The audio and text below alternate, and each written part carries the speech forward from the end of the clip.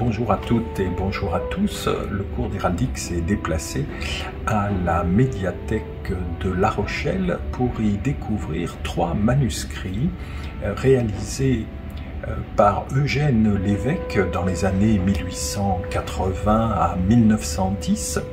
Il appartenait à une famille rochelaise de négociants et il a relevé sur les monuments de la ville les armoiries.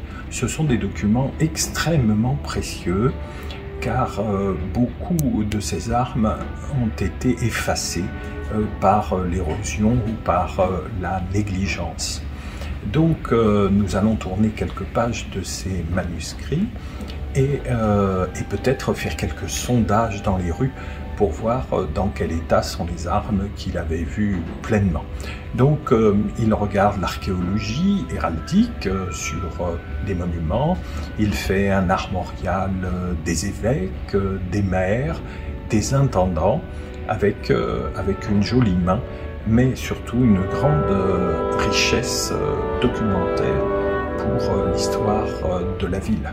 Le manuscrit 2203 de la collection de l'évêque débute bien sûr par les armoiries de la ville de La Rochelle avec différents dessins qu'il a pu relever, des armes sculptées ou peintes, et nous les voyons évoluer au fur et à mesure du temps. Alors parmi les personnages de la vie de La Rochelle, il y a bien sûr une série de relevés consacrés au maire de la ville, comme ici en grand, les armes de Louis-René Durand, seigneur de Lavaux-Martin, président au présidial, et qui fut maire en 1728, 29 et 51. Les intendants, bien sûr, extrêmement importants dans la ville de La Rochelle et sur la façade atlantique. L'hôtel de l'intendance, toujours en place, parfaitement relevé sur le plan héraldique, y compris avec les manques à cause des destructions de la fin du XVIIIe siècle.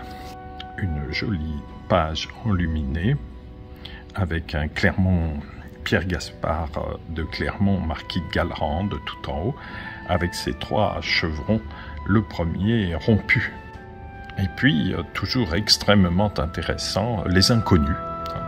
Les inconnus avec des relevés ici ou là, des adresses et des pierres qu'il n'a pas pu identifier.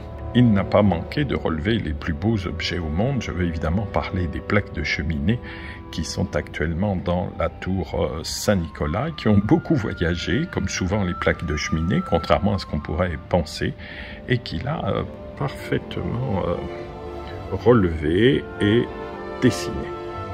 Alors il n'a bien sûr pas manqué de relever les armoiries des évêques de La Rochelle. Du manuscrit 2204, il a constitué un armorial de la ville de La Rochelle à l'époque de la fin du XVIIIe siècle, probablement. Et donc il a redessiné de façon plus sommaire les armes des individus.